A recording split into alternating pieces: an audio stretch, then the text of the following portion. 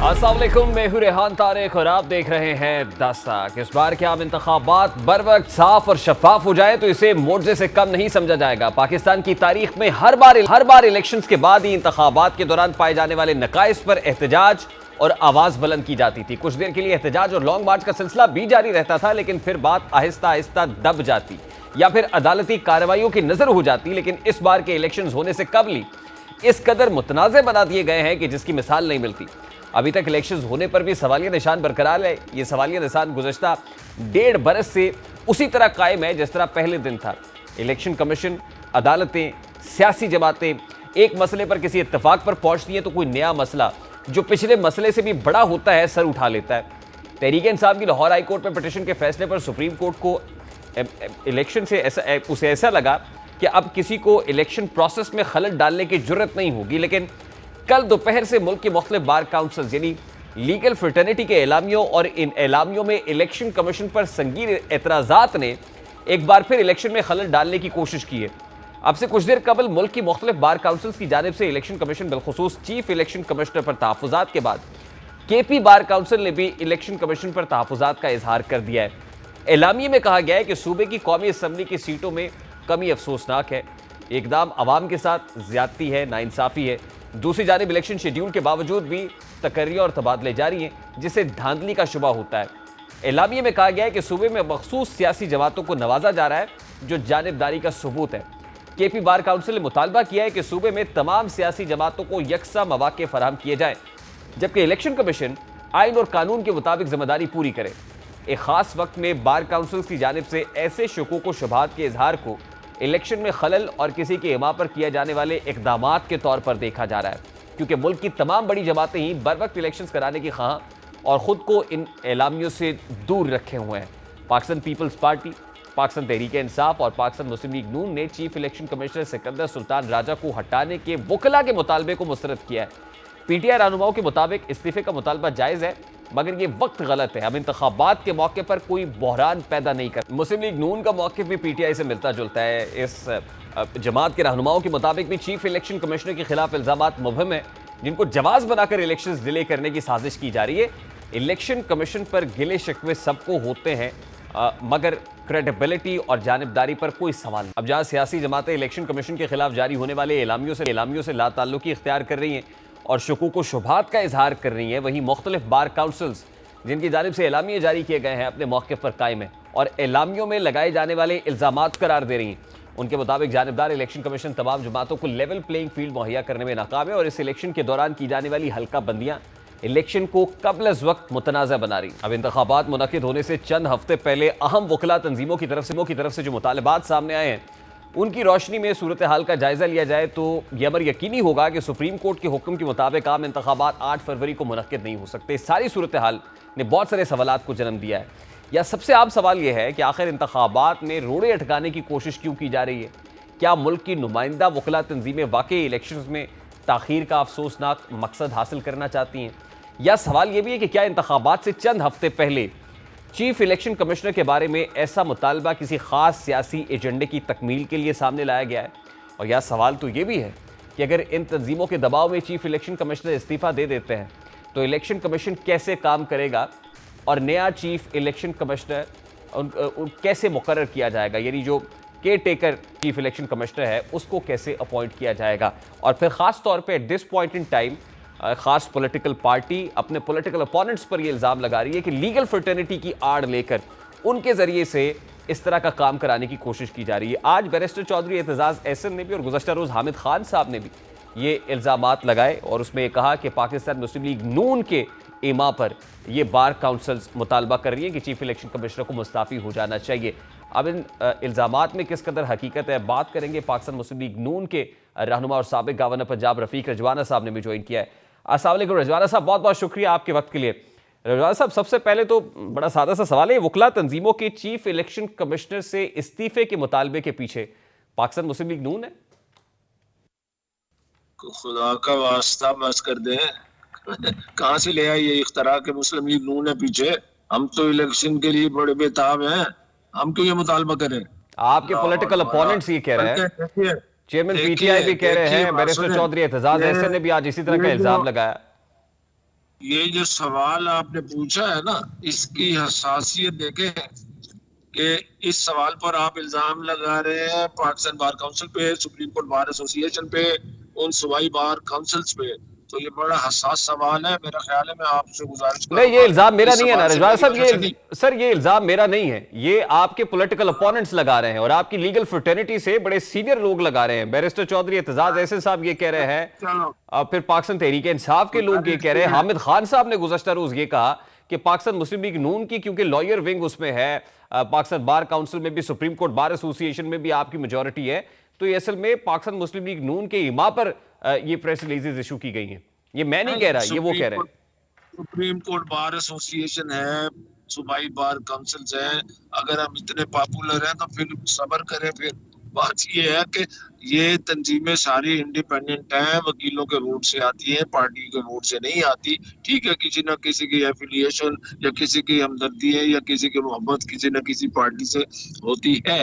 मगर मैं इस चीज को बतौर एक सीनियर वकील के इन सारी चीजों को समझता हूँ। मैं मतलब है कि इंतहाई इस चीज को मुनासिब नहीं समझता और मैं तरदीद करता हूँ। और सबसे बड़ी तरदीद आनी चाहिए Pakistan bar council, supreme court bar association से। मैं पार्टी के बिहाफ पे ये बात कर रहा हूँ कि हमारी पार्टी का इन चीजों से कोई ताल्लुक नहीं है। हम तो इलेक्शन के प्रोसेस में आगे जा रहे हैं। आजम नजीर हमारे तारड़ साहब पार्लिमानी से या एहसन भोन साहब से तो ताल्लुक है ना? नहीं, वो और बात है। ये आज देखे नहीं, हर किसी के अपने ग्रुप है, ये कौन सी बात हुई?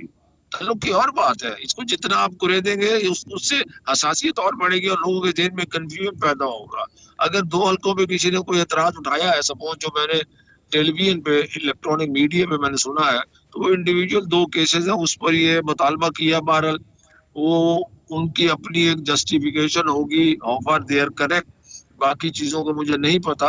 मगर ये जो इल्जाम लगाया जा रहा है कि मुस्लिम लीग नून उसके पीछे है, भाई हमें इसका क्या बेनिफिट होगा? एक तरफ तो हमें कहते हैं जी लाडले हो लेते, एक तरफ कहते हैं जी इनके लिए रास्ता साफ किया जा रहा है, दूसरी तरफ कहते हैं लेवल प्लेइंग फील्ड नहीं है। तो फिर अगर इस आर्गुमेंट को मान ले तो हमारे लिए तो बेहतरीन मौका है इलेक्शन लड़ने का। हम क्यों रोके? अच्छा देखिए, as far as your preparedness is concern, तो पाकिस्तान मुस्लिम लीग वो नून तो सेकंड लगे रहा है कि कोई इंडोर इलेक्शन कैंपेन शुरू किए हुए है। मतलब Pakistan Peoples Party on ground campaign कर रही है, एक बड़ी पॉलिटिकल पार्टी कहती है उसको निकलने का मौका नहीं दिया जा रहा, लेकिन नून लीग अभी तक साइलो में क्यों है? देखो, इंडोर नहीं है ये जब तक कैंडिडेट फाइनल नहीं होते। मसलन एक हल्के में कैंपेन करनी है और चार ही बंदे टिकट के ख्वाहिशमंद हो, चार ही बंदे कैंपेन कर रहे हो और मियां साहब उस जलसे से खिताब कर रहे हो, तो टिकट होल्डर कौन होगा? तो ये एक तरीका कार है कि टिकटों को फाइनल करके जो जो उम्मीदवार फाइनल हो जाएंगे उसके बाद कैंपेन शुरू होगी। बट डोंट अच्छा, यू थिंक हमारी sir it's too late campaign, now? No no not, it's not too late at all, not too late. जितने जैसे जैसे अवाम में वक्त चलता रहा, अवाम चलता रहा, कंफ्यूजन चलता रहा, हो रहे हैं नहीं हो रहे, हो रहे हैं नहीं हो रहे, फिर सुप्रीम कोर्ट मसला गया। इस सारी चीजें जब चलती रही तो इसीलिए उस कैंपेन में किसी की कैंपेन है ऐसी नहीं है कि आप महसूस करें कि हल्कों में इतनी भारी कैंपेन शुरू हो गई, सिवाय उनके जिनको अपनी टिकटों का यकीन है, जिनको अपनी सारी इन बातों का यकीन है कि वही फील्ड में कैंडिडेट होंगे, उन्होंने अपनी कैंपेन शुरू की हुई है।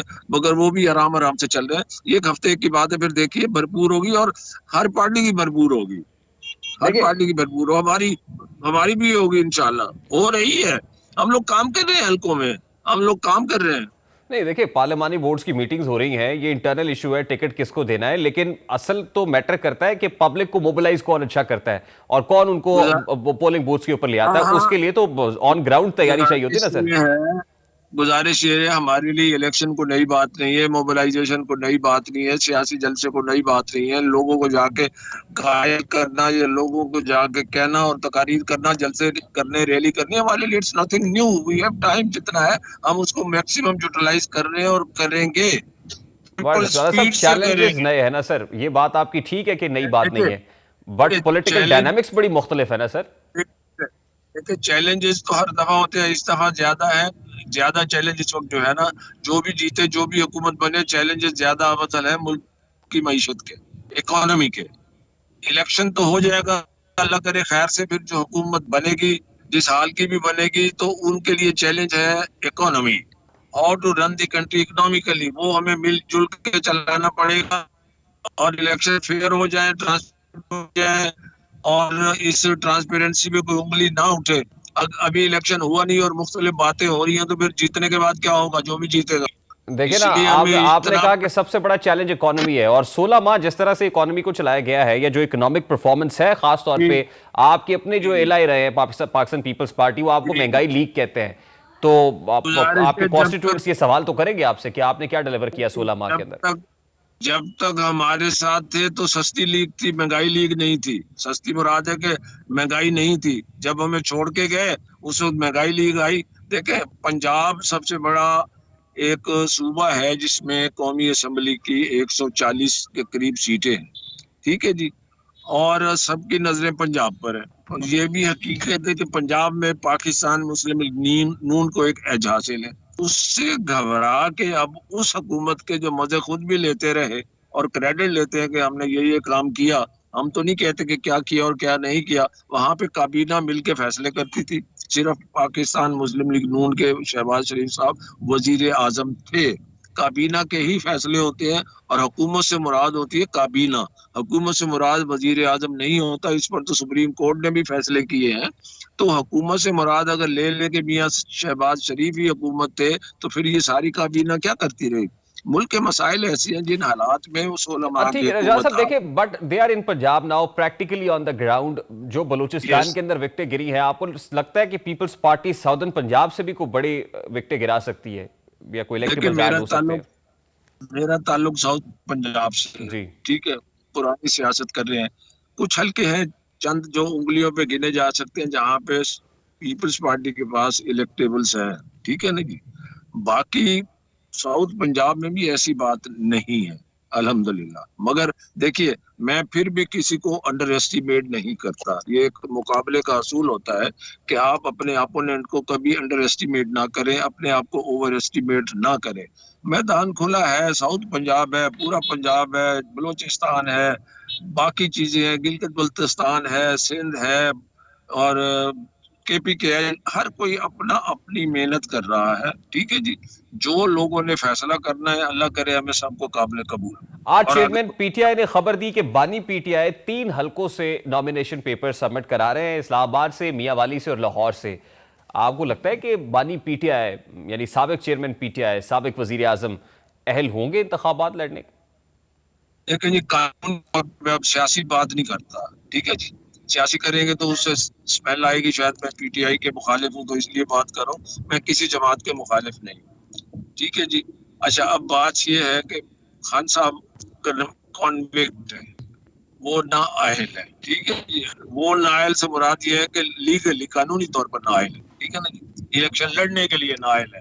खुदा ना खास्ता, मेरा कोई और मतलब नहीं है। इलेक्शन लड़ने के लिए नाअहल है तो उन पर एतराज उठेगा। और उस पर तो कानून भी वाज़ेह है। और अगर सुप्रीम कोर्ट ने जो लार्जर बेंच बनाया हुआ है और उस नाअहली को इलेक्शन एक्ट में, एक्ट 2017 में जो तरमीम आई है कि जिस नाअहली की मुद्दत प्रोवाइडेड नहीं है तो वो 5 साल जी, होगी, तो फिर अगले इलेक्शन तक खान साहब जो है क्वालिफाई कर सकते हैं, बशर्ते के बाकी केसों का क्या होता यानी है। ही अभी वोंट बी तक एबल टू वो, contest elections for now. No, he will not be. He will not be according to the legal situation.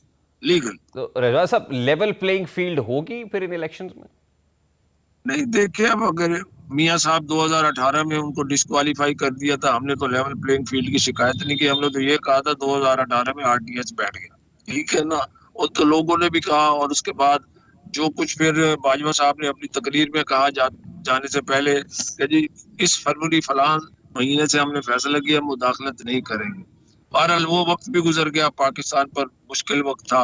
और उसके बाद जो कुछ हालात बाद में हुए, अब बात यह है कि लेवल प्लेइंग फील्ड सबके लिए बराबर है और होना चाहिए। मेरी मेरी भी ये डिमांड और मुतालबा है, होना लास्ट चाहिए। इसे ये बता दे, होना तो चाहिए बट है? देखे, सबको देना चाहिए। देखे, ना ही मेरा काम है लेवल प्लेइंग फील्ड मुहैया करना, मगर मैं कहता हूँ लेवल प्लेइंग फील्ड है, मैदान में निकले ना। अच्छा, ये किसका काम है सर वैसे, लेवल कैंडिडेट प्लेइंग देखिए, फील्ड? हमने बहुत देखिए सुनते हैं हम, एक ये काम किसका है सर वैसे? सुने, एक मेरा तो नहीं है, ना ही हमारा। ये तो इलेक्शन कमीशन का, और बल्कि इसका अपना ये इंटरिम गवर्नमेंट जो है, निगरान हुकूमत है, उनका काम है।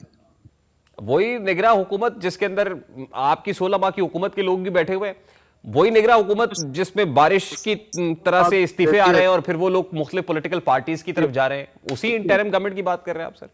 16 माह की, तो इंटरिम गवर्नमेंट को जाए हटवा दे, मैं तो उसको बनाने का जिम्मेदार नहीं नहीं, हूँ। आई मीन ये interim government level playing field देगी, आप ये कह रहे हैं? हाँ, देना चाहिए। Election commission of sir Pakistan की ड्यूटी है सर इंटरिम गवर्नमेंट देना को तो मजबूर करे। चाहिए, बट देंगे नहीं, प्रैक्टिकली? नहीं, नहीं, इलेक्शन कमीशन की ड्यूटी अंडर आर्टिकल 218, उससे आगे चले जाए 19-20 जो ये आर्टिकल है आइन के, उसके तहत इलेक्शन कमीशन पाबंद है, कॉन्स्टिट्यूशनल इदारा है। शकूक को शुबात देखे, हमने शक को परवान चढ़ाया है, एतबार को परवान नहीं चढ़ाया, और शकूक को शुबात में इस मुल्क को घेर दिया है, और दायरे की बजाय हम खानों में तकसीम हो गए हैं। ये इस तरह कैसे चलेगा? और तबसरे भी, अपना ये बहस भी, और इलेक्शन, इसके टीवी प्रोग्राम भी इसी पर हो रहे हैं। तो अगर हम अच्छी फिजा, ठीक है, जिन चीजों पे एतराज बनता है, जिन चीजों पे तनकीद बनती है, जरूर की जानी चाहिए।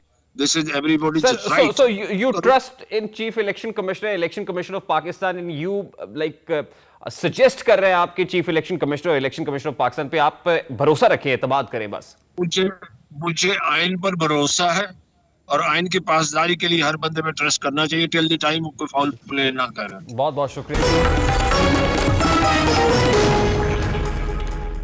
सुप्रीम कोर्ट ऑफ पाकिस्तान ने वाजे कर दिया कि इंतखाबात 8 फरवरी को होंगे, और सुप्रीम कोर्ट अपने इस फैसले पर पहरा भी दे रही है। लेकिन कुछ अनासिर ऐसे हैं जो इंतखाबात को सबूताज करना चाहते हैं, जो इंतखाबात को मुतनाज़ बनाना चाहते हैं, और उन अनासिर की तरफ से मुख्तलिफ जवाज़ पेश किए जा रहे हैं। उनमें से एक जवाज़ मुल्क की मईशत का भी है कि मुल्क की इकॉनमी शायद इस वक्त इसकी मुतहम्मिल नहीं हो सकती। हवाला दिया जाता है स्टॉक एक्सचेंज का कि स्टॉक एक्सचेंज जो 66,000 पॉइंट्स पर मौजूद थी, उसकी नफसियाती हद अबूर कर गई थी, अब 61,000 पॉइंट्स पर आ गिरी है। आज भी KSE 100 इंडेक्स के अंदर कभी वाक़ हुई है।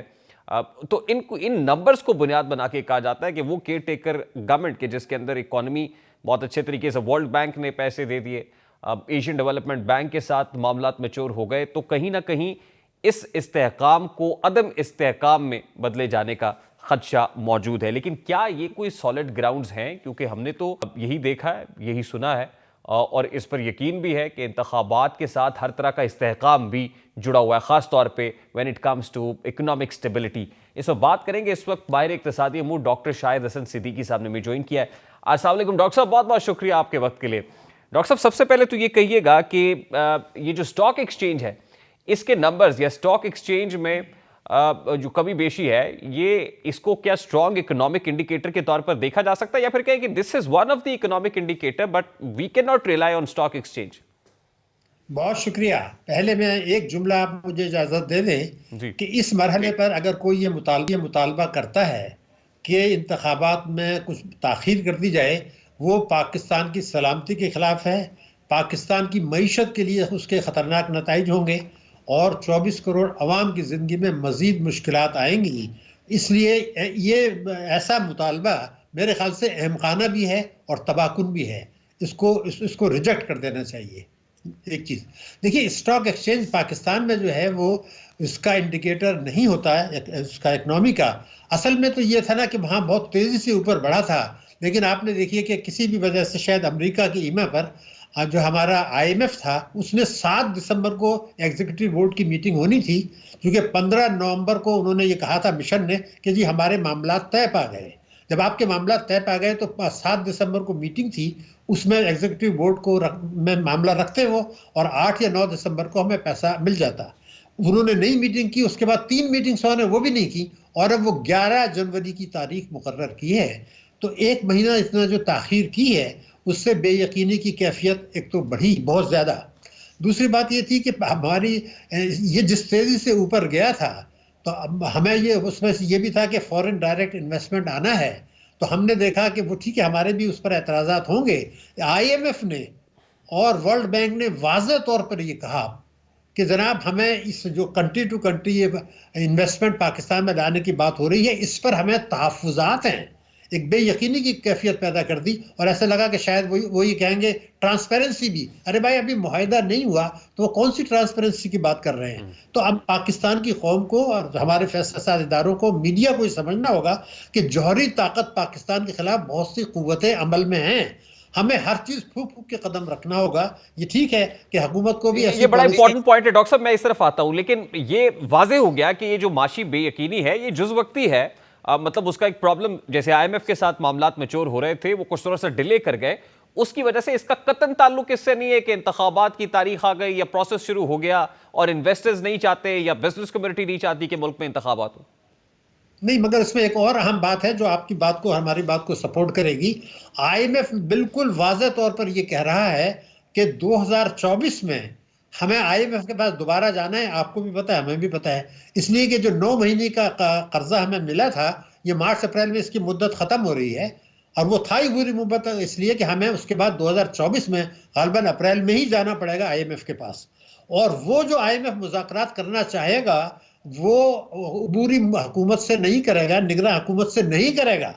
तो अगर हमें IMF का प्रोग्राम जारी रखना है, जो कि फिलहाल बहुत ज़रूरी है, हम ये मानते हैं कि IMF की मौजूदगी में पाकिस्तान की मईशत कभी भी बेहतर नहीं होगी, लेकिन इस वक्त जब आपके पास रिजर्व्स नहीं है, हमारे बाहर से पैसा नहीं आ रहा, तो ये कौम के भी मुफाद में है कि IMF को हम ये मौका एक और ना दें कि जी हम पाकिस्तान को कर्जे की बात नहीं कर सकते। इसलिए और भी ज़रूरी है कि इंतखाबात में ताख़ीर के जो मुतालबात हैं उनको हकारत के साथ रद्द कर देना चाहिए, या पाकिस्तान के और डॉक्टर साहब एक और पॉइंट भी तो है ना कि IMF भी अभी कॉन्स्टिट्यूशनल अमेंडमेंट की बात कर रहा है, वो कुछ आईनी तरमीम के हवाले से। अब ये जो अगर कॉन्स्टिट्यूशनल अमेंडमेंट चाहिए किसी चीज को करने के लिए, तो उसके लिए भी ऑब्वियसली पार्लियामान इलेक्शन चाहिए, और पार्लियामान इलेक्शन तभी होगी जब जाहिर है को मुंतखब हुकूमत होगी।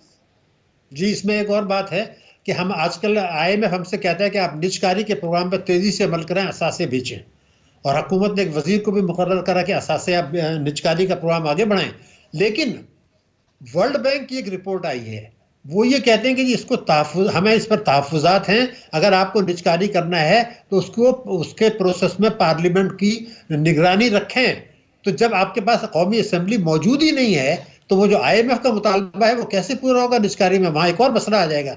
इसलिए, मगर मुझसे ज़्यादा जो चीज़ मुझे है कि निगरान हुकूमत बहुत से ऐसी इस्लाहात नहीं कर सकती, कानूनन नहीं कर सकती, जो कि निगरान हुकूमत नहीं कर सकती, लेकिन मुंतखब हुकूमत कर सकती है। वो पार्लियामेंट का इख्तियार है। हमें इस वक्त बहुत सी ऐसी इस्लाहात की ज़रूरत है मईशत को बेहतर बनाने के लिए, मईशत को इस्तेहकाम देने के लिए, जो पार्लियामेंट की अप्रूवल के बगैर नहीं हो सकते। निगरान के पास ये पावर्स नहीं है।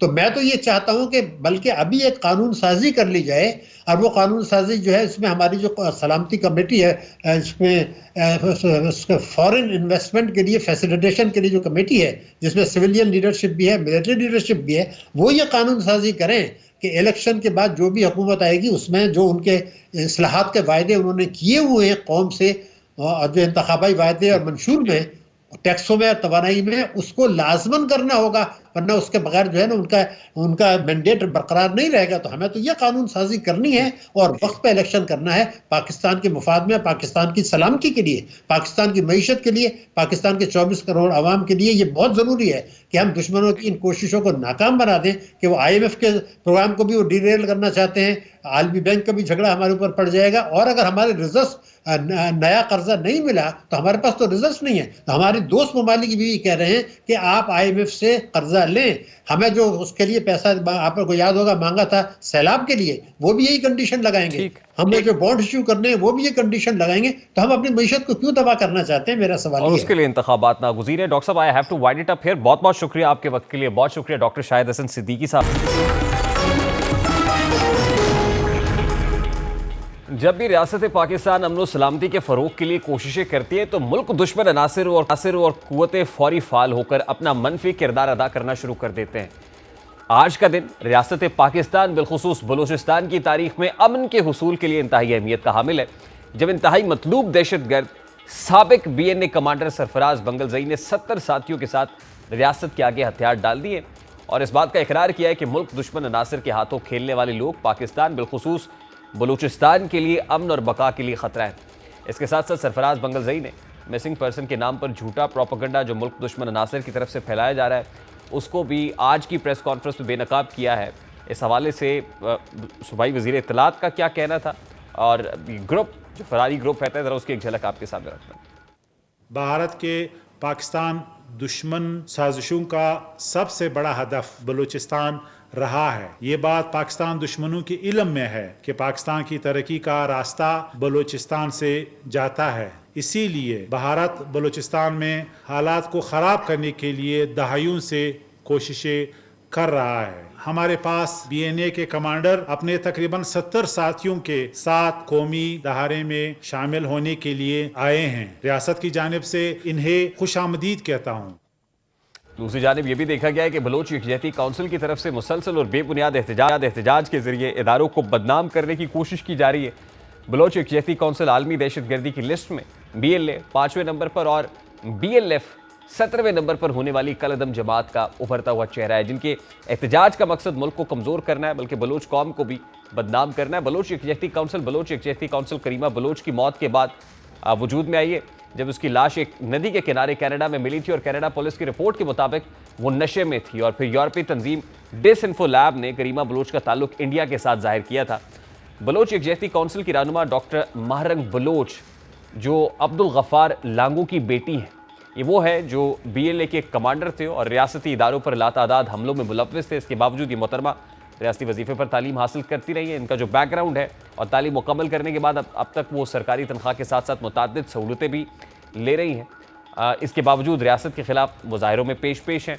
यहाँ सवाल यह है कि एक तरफ सरकारी तनख्वाह, दूसरी तरफ दहशतगर्दों की हमायत, क्यों? ऐसा ही एक किरदार समीदीन बलोच का भी है, जिसके वालिद डॉक्टर दीन मोहम्मद बलोच का ताल्लुक भी BLF से और डॉक्टर अल्लाह नज़र बलोच के साथ मुतअद्दिद बार देखा भी गया। अब इन पर ये इल्ज़ामात हैं, ये इन इल्ज़ामात की तरदीद भी करते हैं और ख़ास तौर पे डॉक्टर महरंग बलोच जो है वो अपने वालिद के हवाले से ज़्यादा डिस्कस नहीं करती हैं, तज़किरा नहीं करती हैं। बारकैफ इस वक्त ये जो एहतजाज जारी है वो ख़ास तौर पे एक कत्ल को लेकर किया जा रहा है जो बालाज बलोच के हवाले से है। और बालाज बलोच के कत्ल से मुताल्लिक मौला बख्श बलोच की जब गिरफ्तारी हुई तो CTD ने, यानी काउंटर टेररिज्म डिपार्टमेंट ने, उसके खिलाफ ना सिर्फ FIR दर्ज करवाई बल्कि कानूनी कार्रवाई का आगाज़ भी किया। लेकिन उसे उन्हीं शरपसंदों की जानिब से एक जगह से दूसरी जगह ले जाते हुए हलाक किया गया ताकि वो ज़ुबान ना खोल सके। और साथ ही सियासी तंजीम बलोच यकजहती काउंसिल ने एहतजाज की कॉल भी दे दी। यानी ये जो एहतजाज हो रहा है ये उस जो है वो ज़ाहिर है उसकी हलाकत को लेकर हो रहा है। कि हलाकत के हवाले से भी जो बैकग्राउंड है वो ये है कि जब उसको CTD की तरफ से एक जगह से दूसरी जगह शिफ्ट किया जा रहा था तो दहशत गर्दों के हमले में ही बालाज बलोच को मारा गया, ना कि CTD की तरफ से। इससे पहले भी ये बात काबिल ज़िक्र है कि FC की तरफ से जब एक ऐसा इंसिडेंट हुआ था और नाहक किसी को मारा गया था तो उसी FC के एहलकार को जो कोर्ट है उसकी तरफ से सज़ाए मौत भी दी गई थी। यानी जहाँ रियासत का कोई मामला होता है तो रियासत अपनी खुद एहतसाबी से भी पीछे नहीं हटती है और जहाँ पर FC का एहलकार मौजूद था तो उसको सजाए मौत भी सुनाई गई थी। तो यहाँ जो CTD का मामला है इसको कंट्रोवर्शियल बनाकर अगर कोई एहतजाज किया जाता है, बावजूद इसके कि कोर्ट की तरफ से इस सारे मामले को टेकअप किया जा चुका है, मामला अब कानूनी कटहरे के अंदर है, तो ये खासा अनजस्टिफाइड और फिर अपने वेस्टेड इंटरेस्ट के लिए भी हो सकता है, जिसमें जो गैर रियासती अनासर हैं उनको फ़ायदा पहुँच सकता है। पाकिस्तान में गुज़श्ता 2 बरस से ऑडियो लीक्स का बहुत चर्चा है। हर दूसरे रोज़ किसी न किसी सियासतदान की ऑडियो लीक हो जाती है, जिससे होशरुबा इंकशाफात सामने आते हैं। ऑडियो लीक्स भी हवाओं का रुख देख कर ही लीक हो रही है। ये किसी दौर में मुस्लिम लीग नून के रहनुमाओं की होती थी, लेकिन आजकल लीक होने वाली ऑडियोज़ का निशाना पाकिस्तान तहरीक इंसाफ है। आज तक कोई भी एजेंसी या इदारा इन ऑडियोज़ लीक की खोज लगाने में कामयाब नहीं हुआ। न ही ये पता लग सका कि ऑडियो कौन और क्यों रिकॉर्ड कर रहा है और फिर इसे बेधड़क लीक करने के पीछे किन मकासद की तकमील पन्हा है। ये एक हकीकत है कि दुनिया में इस तरह की ऑडियोज़ में काट छाट करके अपनी मर्जी का तासुर देने की कोशिश की जाती है। और ये भी एक हकीकत है कि दुनिया में ऐसी टेक्नोलॉजी मैसर है जो इस काट छाट को पकड़ सकती है, लेकिन पाकिस्तान में कानूनी तौर पर इनकी रोकथाम तकरीबन नामुमकिन हो चुकी है। इन ऑडियो लीक्स को लेकर इस्लामाबाद हाई कोर्ट में भी एक केस काफ़ी अरसे से चल रहा है और जस्टिस बाबर सत्तार इस केस को सुन रहे हैं। अदालत की मुतअद्दिद बार जवाब तलबी के बावजूद भी कोई भी इदारा या हुकूमत अदालत को ये बताने से कासिर है कि ये ऑडियोज़ किसने और क्यों लीक की। आज इस्लामाबाद हाई कोर्ट में साबिक चीफ जस्टिस साकिब निसार के बेटे नजमुस साकिब और साबिक वज़ीर आज़म की अहलिया बुशरा बीबी की ऑडियो लीक से मुतालिक दरखास्तों पर समाअत हुई। ऑडियो लीक्स केस की समाअत के दौरान attorney general of Pakistan Mansoor Usman Awan ने इस्लामाबाद हाई कोर्ट को बताया है कि वफाकी हुकूमत ने किसी एजेंसी को ऑडियो टेप की इजाज़त नहीं दी और वज़ीर आज़म ऑफिस की पोजीशन है कि ISI, FIA, IB किसी को ऑडियो टेप की इजाज़त नहीं है। FIA को पहले देखना है कि किसने कॉल रिकॉर्ड की। अदालती अहकामात के बाद FIA टेलीकॉम कंपनीज को लिख रहा है। FIA को सुनकर IP एड्रेसेस तक रसाई चाहिए होगी।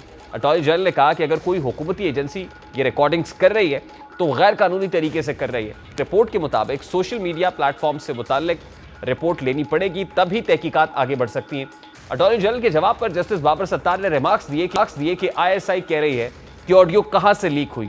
इसके सोर्स का पता नहीं लगा सकती। अदालत ने इस्तफसार किया कि ISI ने वजारत दिफा के जरिए क्यों रिवर्ट फाइल की। अटॉर्नी जनरल ने कहा कि उनको वजीर आजम ऑफिस के जरिए रिपोर्ट फाइल करनी चाहिए थी। पेमरा ने कहा कि प्राइवेट ऑडियो लीक को टीवी चैनल्स नशर नहीं कर सकते। अदालत ने इस्तफसार किया कि पेमरा इस हवाले से क्या एक्शन ले रहा है। वकील पेमरा ने कहा कि हमने कहा था कि टीवी चैनल्स इस किस्म की ऑडियो लीक नशर नहीं करेंगे। हमने ये मामला काउंसिल ऑफ कंप्लेन को भी भिजवाया था कि वो फैसला करेंगे। जस्टिस बाबर सत्तार ने इस्तफसार किया कि आप मौसर तरीके से बतौर रेगुलेटर काम कर रहे हैं। अदालत ने कहा कि क्या आपने टीवी चैनल्स को किसी और केस में फौरी हिदायत जारी की हैं। जस्टिस बाबर सत्तार ने रिमार्क्स दिए कि आप ये कह रहे हैं कि फौरी तौर पर आप एक्शन नहीं ले सकते, मामला पेमरा काउंसिल ऑफ कंप्लेंट्स के पास जाएगा। वकील सरदार लतीफ़ खोसा ने कहा कि एक दफ़ा नहीं, पूरा दिन टीवी चैनल्स पर वो ऑडियो लीक्स चलती रही। जस्टिस बाबर सत्तार ने कहा कि खोसा साहब, एतजाज़ साहब ने लिखा था कि रियासत होगी माँ के जैसी। वकील सरदार लतीफ़ खोसा ने कहा कि यह तज़ीक आमेज़ रवैया है। जस्टिस बाबर सत्तार ने कहा कि एक तरफ फ्रीडम ऑफ इंफॉर्मेशन, दूसरी तरफ प्राइवेसी का मामला है, कैसे बैलेंस होना चाहिए। रियासत की जिम्मेदारी है कि वो यकीनी बनाए। जस्टिस बाबर सत्तार ने कहा कि तमाशा बनाना चाहते हैं तो बना लें, अब वफाकी हुकूमत पर है कि वो कैसे चलाना चाहते हैं। अगर हुकूमत ने नहीं बताया तो फिर हम नेशनल और इंटरनेशनल अदालती मावन मुकर्रर करेंगे।